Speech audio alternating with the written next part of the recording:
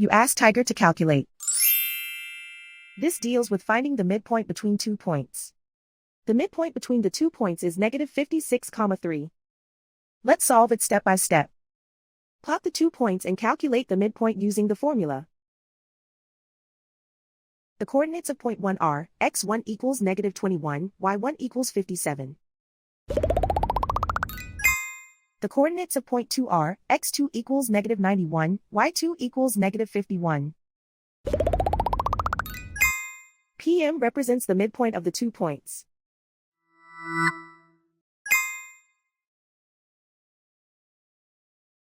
Use the x values in the midpoint formula to find the midpoints x. x1 equals -21. x2 equals -91. Simplify the arithmetic.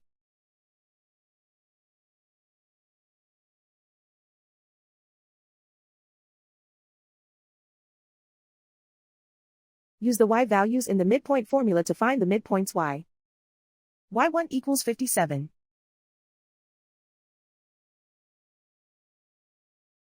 y2 equals -51. Simplify the arithmetic.